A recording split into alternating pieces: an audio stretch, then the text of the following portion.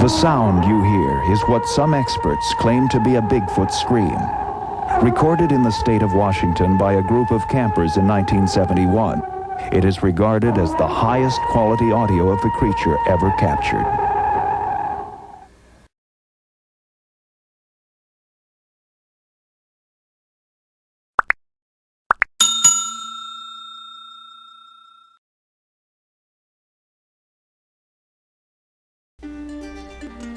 Hello! Welcome to Bigfoot Real Encounters. We're glad to have you stop by. We'd also like to take this time to invite you to share your encounter.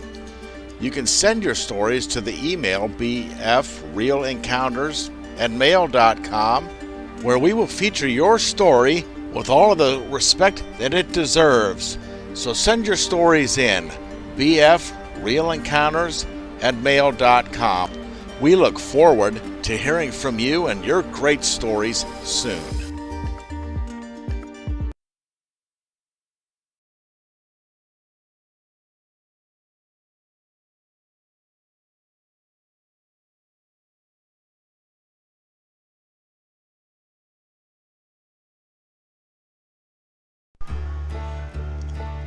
Hello and welcome back, everybody. This is Chris. Welcome back to Bigfoot Real Encounters. I think we're going to head over to Kentucky today. I'll look into some encounters that happened in that great state. But before we do that, I just would like to make a mention. The Ohio Department of Natural Resources back in March has made a series of videos concerning Bigfoot.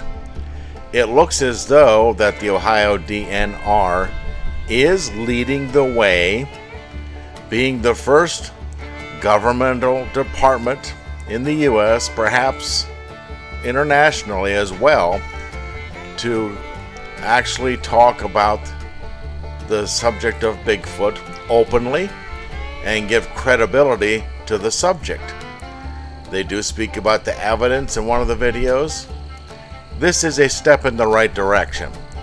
Now, all of us are not going to agree necessarily with everything that they talk about on there, but it's headed in the right direction. This is great news. Other states should follow shortly, I would imagine, but I just wanted to make mention to that. I will leave a link to those videos on the end screen of this video so that you can watch those. All right, so let's go to Kentucky and see about some real encounters in this great state of Kentucky. We're going to go to Elliott County, and the nearest town here is in Sandy Hook, Kentucky. This reads, "My husband and I are visiting family in Sandy Hook. On the evening of the 18th at about 7:30, we got in the car to make a quick run to Sandy Hook. It was very cold. It was already dark as well. So he started up the car to let it warm before we took off.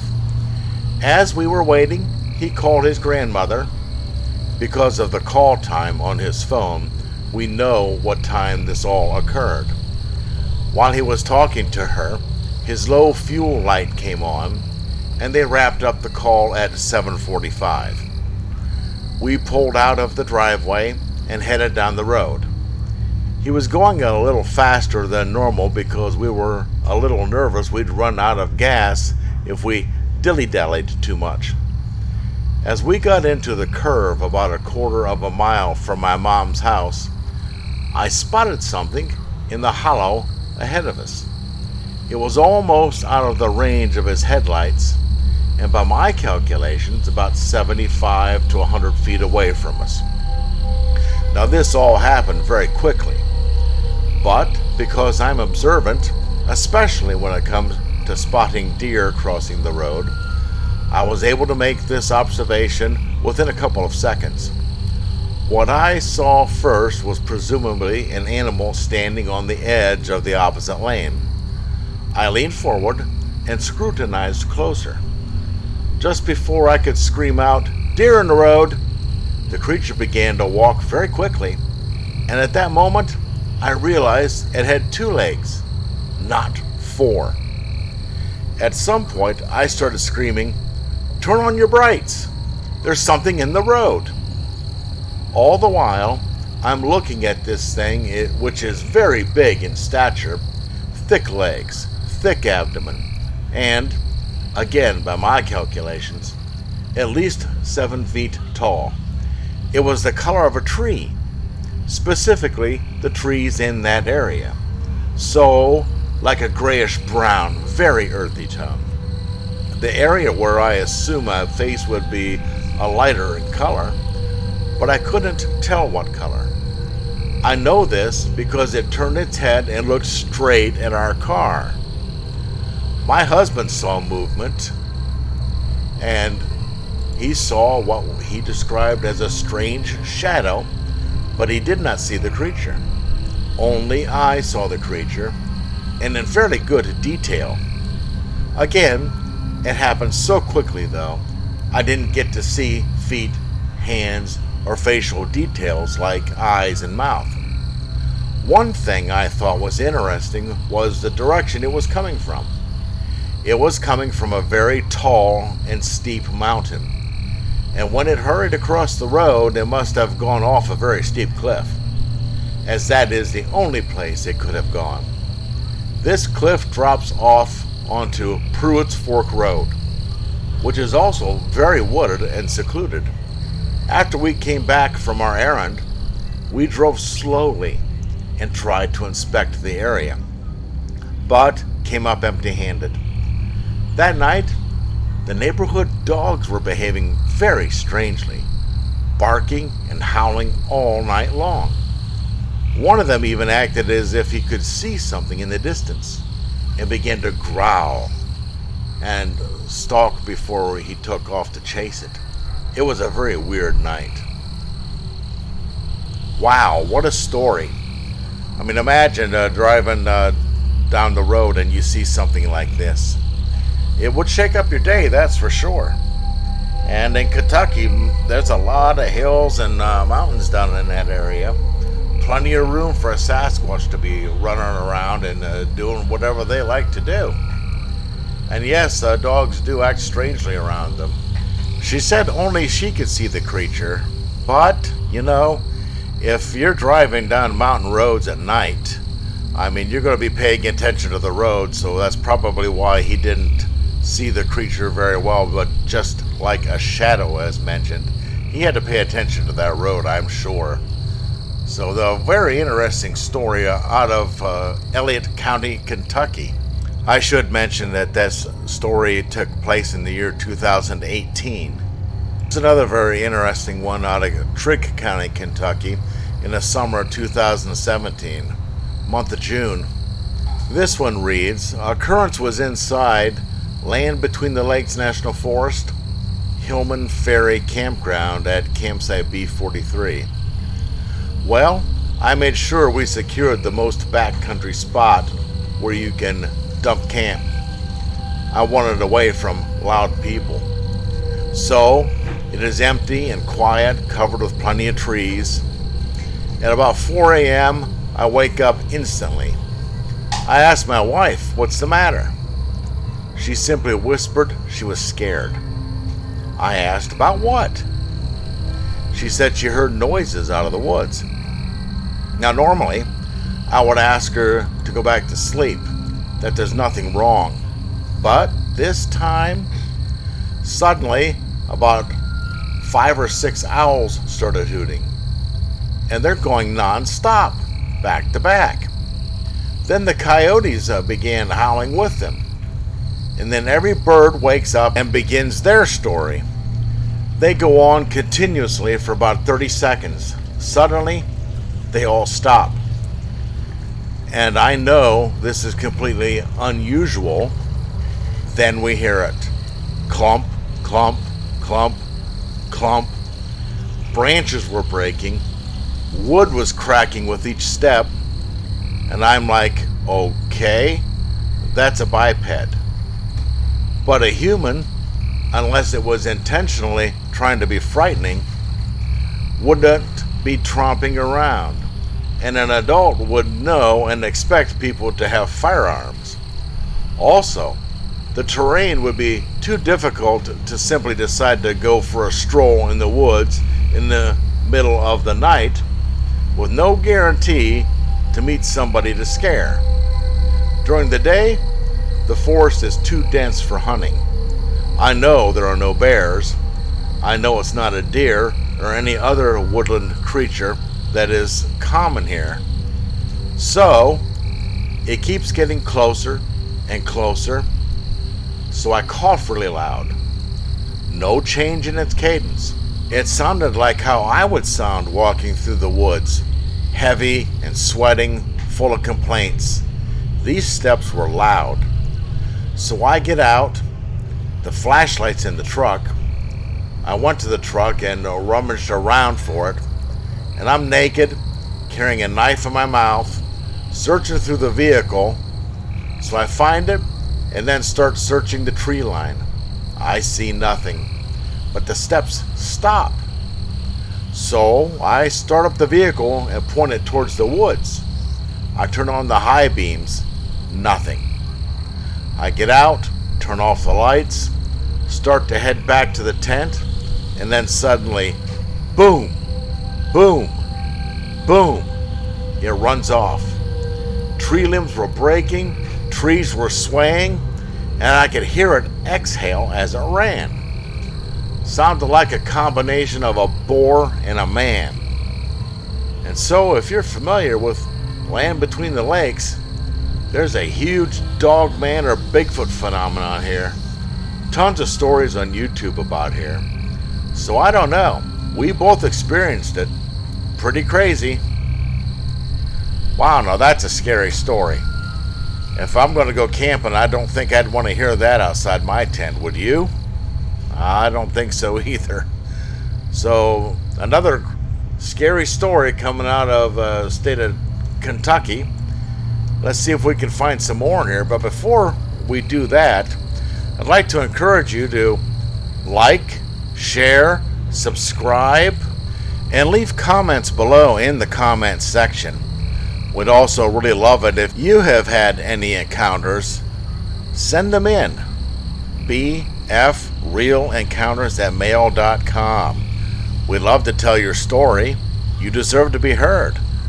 We'll keep it anonymous for you if that's what you need to do and what you wish. We have no problem doing that. Or we can say your name if you wish, or we can just call you Bob if you want. It doesn't make any matter to us, but we do need to get the stories out there so that people do know that they're real and then encounters do happen. And it would kind of force more government agencies like the Ohio DNR to come forth with what they know and just to say, yeah, okay, they do exist. Because of the pressure of the people, there's too many people saying, hey, what's going on? We've all had these experiences. So, let's put the pressure on them. Let's make them do their job and be responsible to the people who hire them. We, the people. All right. Here's one from Logan County, Kentucky in the fall of 1972. This should be interesting. Nearest town was Russellville. It states, I had just climbed down from my deer hunting stand and quietly walked to the edge of a large soybean field. The moon was full, and I thought perhaps I would see deer running from the field. What I saw still creates goosebumps on my arms. Standing 30 feet from me and approximately 20 feet from the woods was an extremely large creature. It was between 7 and 8 feet tall and could have weighed as much as 500 pounds. It had a very short neck and arms that reached nearly to the knees. It made no movement toward me. The face was not visible due to the time of day. I was loaded down with compound bow and portable deer stand. I cannot detail the fear I experienced getting back to my Jeep. I did not shine the flashlight at it as I was too frightened. The next day, I went back armed with a 300 Weatherby to look for signs, but the ground was too hard to see tracks. There were no bushes in the field. There was no mistakes in what I saw. Now there's a hunter, and hunters are usually no-nonsense folks. They're kind of down-to-earth people. I know many of them, and they don't exaggerate. So, and they also know and can approximate size, height, weight, that type of thing of something. They're very observant because of what they do out hunting. This is very interesting. I mean, climbing down out of your tree stand, and there you are. You're loaded up. You've got your bow, you got your tree stand, and there's this scary creature. I don't imagine being loaded down like that he could have ran, which might not be the right thing to do if the Sasquatch are predatorial. The last thing you want to do in front of a predator is to run. So, wow, what a story. This last story we're going to take a look at was in the summer of 2003, 2004, somewhere around there in July. It's some ginseng hunters. And I just wanted to make mention, I've heard other stories concerning ginseng hunters, mushroom hunters, and berry pickers. They seem to have more of an encounter rate, if you want to put it that way. Like maybe the Sasquatch don't really like people taking the ginseng or the mushrooms or the berries. Perhaps they use them. And which brings to mind other stories I have heard of people who actually had friendly encounters with Bigfoot. This one girl actually twisted her ankle, and a female Bigfoot gathered some different types of plants and made a poultice and put it on her ankle, and actually helped the swelling and stuff. So it seems like from the stories that we're told, taking the people at their word, that the Sasquatch know about the different plants. So this is very interesting, and I didn't mean to interrupt myself there, but let's take a look at this. The nearest town is Blaintown in Lawrence County, Kentucky, and it reads, a few years ago, me and my wife was going ginseng hunting back in the woods behind our home. It was starting to get warm out. The sun was up. We started over the hilltop, and the underbrush started to get thicker, but we went on. My wife started looking down in this washout or a ditch. I was going along the top of this washout. The washout or ditch, mind you, was about 12 foot deep and about 20 inches wide, and goes all the way down the hill about 300 feet. We were just going along looking. I heard some noises coming from across the ditch about 20 to 30 feet away. I thought it might have been a deer or something. I kept on looking in the way the noise was coming. The noise was trees and brush slapping together. I saw some brush moving around, then it stopped. I was looking, trying to see what was making the noises. That's when it came into my view. There was this thing with reddish brown hair all over, at least the parts that I could see. I only saw from the chest up. I was only 20 to 30 feet away from it. I could see its dark eyes, face, everything. It looked like a man to me. My wife was still down in the washout. I could see her. I watched this thing look down at her, then back at me. I had a loaded .22 rifle with me, but I could not bring the gun up. It watched us for a few minutes. Then I got up enough nerve to tell my wife to head back up the hill. We was only there about 20 minutes. She asked me why we were leaving so fast. I told her to just get up the hill, but go slow. I didn't know if it would come after us if we took off running. I watched as she went up the hill.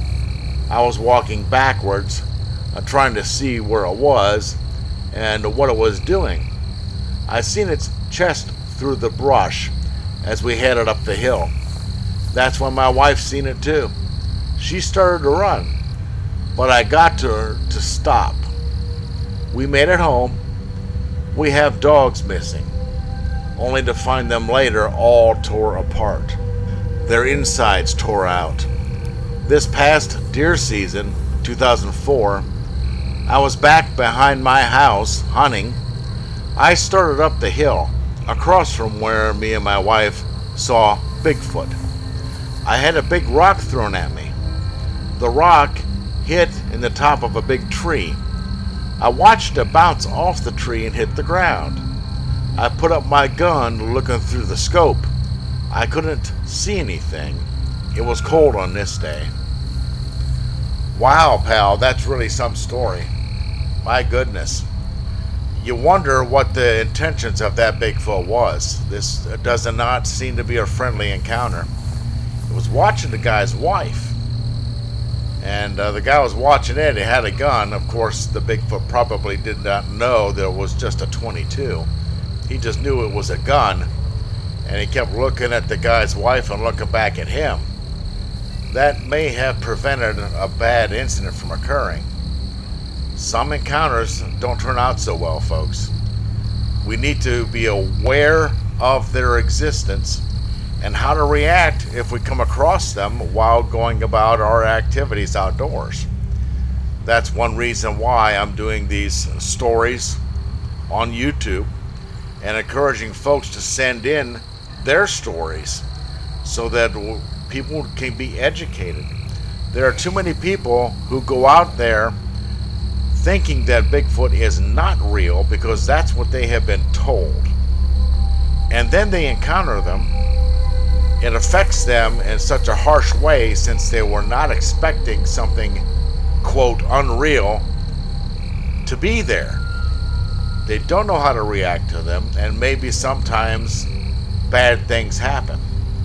So we do need to make sure people are educated about them, be aware that they're out there, learn from the Native Americans how they dealt with them, which is show respect, be calm. There are some reports of people talking to them with respect, saying, "I didn't realize you were here. Here, have these berries." And they set down their pail of berries or mushrooms or whatever they have and just slowly walk away. They told the being, "Didn't know you were here. Here, have these. I'm going to leave now." And they do. This is how the Native Americans have interacted with them, and they did not have all that many problems with them. Although they did have their share of problems, taking their women, for instance, which appears like this may have been what might have happened in this case. That's really something to be on the lookout for, folks. And he had the rock thrown at him, so the Bigfoot really didn't like this guy for standing in the way of him, whatever his plans were for the man's wife. Interesting, as well as very scary. But we need to hear these stories. We need to share these stories. We need to make people aware that these things actually occur. So that's our look at Kentucky for the time being. And remember to like, share, and subscribe. And do keep in mind at the end screen I'll put a link to Ohio DNR videos talking about the existence of Bigfoot. It's really interesting. They're coming out and acknowledging the existence of a Bigfoot.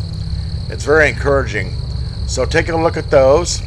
Check out the links in the description. We'll see you in the next one. Once again, another great story. Thanks for tuning in. Please share your encounter.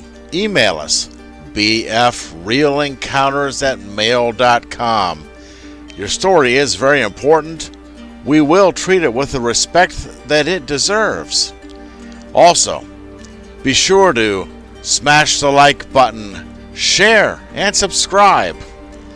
Thanks once again. We look forward to hearing from you soon. Watch out for our next video. Maybe we'll feature yours. Have a great day.